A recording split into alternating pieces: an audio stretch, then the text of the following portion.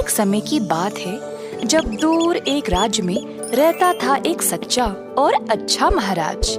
वह बहुत बुद्धिमान था और उसने एक शानदार सिंहासन खड़ा किया था। महाराज अत्यंत धनवान भी था। उनके पास थे 7 गुप्त कक्ष जहाँ पर वह अपना सारा सोना और धन रखा करते थे और केवल उन्हीं को उन कक्षों की पहुँच थी। उन कक्षाओं को खोलने की चाबी उनकी छड़ी थी जिसको वो हमेशा अपने पास ही रखते थे। छड़ी के ऊपर एक हरा रत्न था जिसको कक्ष के दरवाजे के ताले लगाने की छेद में डालना होता है, जिससे वो बड़ा दरवाजा खुल जाता है। अब सारे धन दौलत में महाराज को एक चीज बहुत प्यारी थी जो 7वें कक्ष में रखा हुआ था।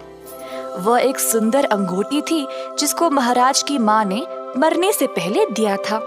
अतः महाराज ने उस अंगूठी को एक शीशे के बक्से में रखा था। हर रोज अपनी माँ की याद में वह उस अंगूठी को देखा करते थे और फिर अपनी छड़ी से दरवाजा पर ताला लगा देते थे।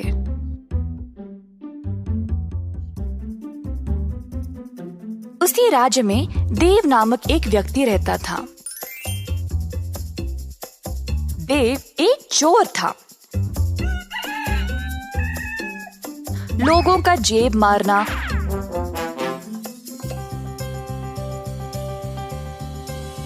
और छोटी मोटी चोरी दुकानों से करना उसका काम था।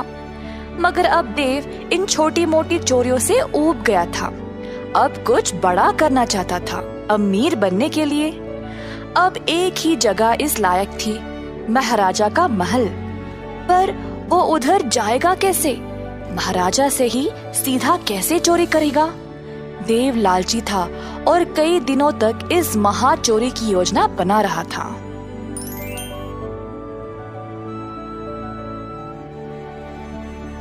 एक दिन देव महल के इर्द गिर्द घूम रहा था जब उसकी मुलाकात उसके एक बचपन के दोस्त से हो गई जो अब एक महल का पहरेदार था।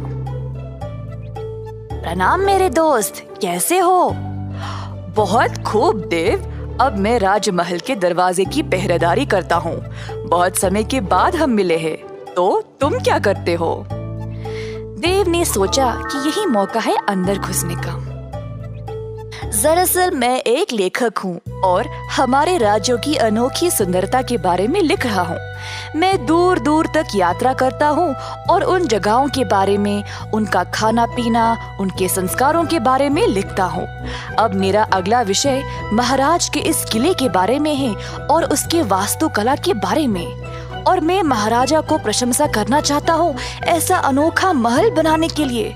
इसीलिए मैं यहाँ जानकारी के लिए आया था, परंतु इधर कोई मेरी सहायता के लिए है ही नहीं।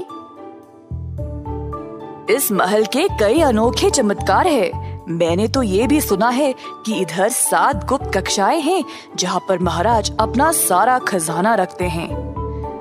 अच्छा, ये तो काफी अनोखा लगता है। और कुछ बता सकते हो तुम मुझे? अरे हाँ, और इन कक्षाओं के बारे में तो बहुत लोग जानते हैं, पर बहुत कम को पता है कि इन कक्षाओं को केवल महाराज की छड़ी से ही खोला जा सकता है।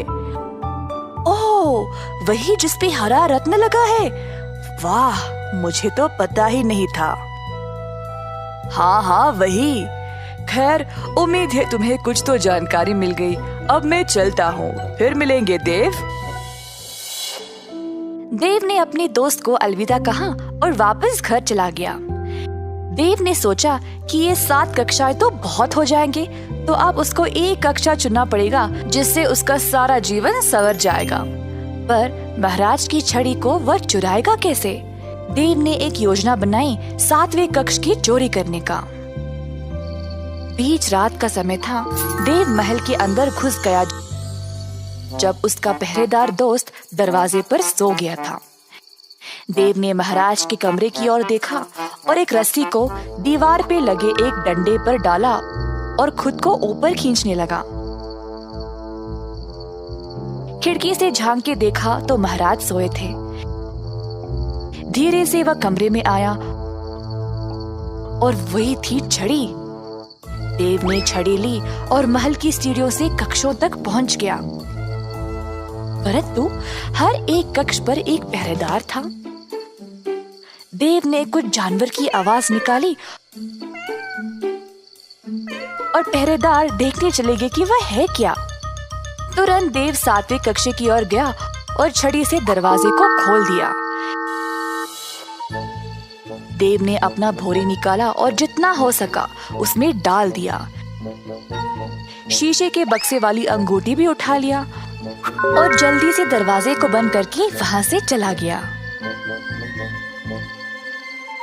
अगले दिन महाराज जब नींद से जागे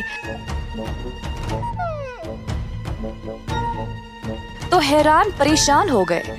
उनकी छड़ी लापता थी और कक्ष में जाके देखा तो उनकी माँ की अंगूठी भी गायब। महाराज आग बबूले हो गए,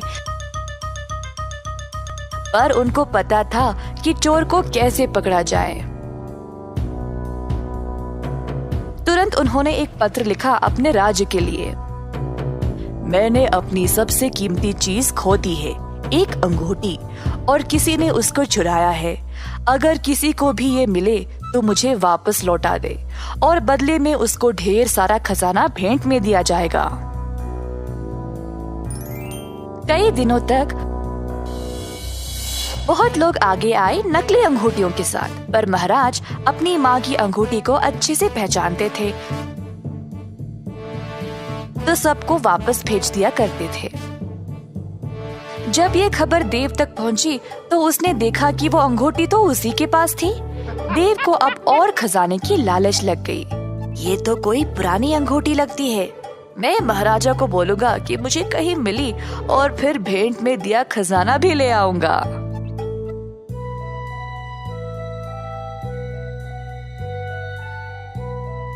देव महाराज के पास गया और बोला, प्रणाम महाराज, मुझे ये अंगूठी मिली है तो आपको दिखाना चाहता था। अगर ये आपकी है तो ले ले और मुझे बदले में कुछ नहीं चाहिए। महाराज ने अंगूठी की ओर देखा और उसको पहचान लिया। धन्यवाद, ये मेरी ही है। देव अखड़ने लगा। अब वो और भी धनवान बनने वाला था क्योंकि महाराज खुश लग रहे थे। एक मिनट, इस अंगूठी को तो तुमने ही चुराया है ना? ये अंगूठी खोई नहीं थी। मैंने वो पत्र इसीलिए भेजा था क्योंकि मुझे पता था कि चोर बहुत लालची होगा। कई लोगों ने नकली अंगूठियां लाई थी, पर केवल तुमने असली वाली लाई क्योंकि तुम ही चोर हो। सैनिकों, ले जाओ इसको और सलाखों के पीछे डाल दो हमेशा के लिए। नहीं नहीं महाराज, माफ कर दो, मैं सब कुछ वापस लौटा दूंगा। कृपया मुझे सलाखों के पीछे मत डालो। इस कहानी से हमें ये सीख मिलती है कि लालची लोगों को हमेशा मुसीबत झेलनी पड़ती है।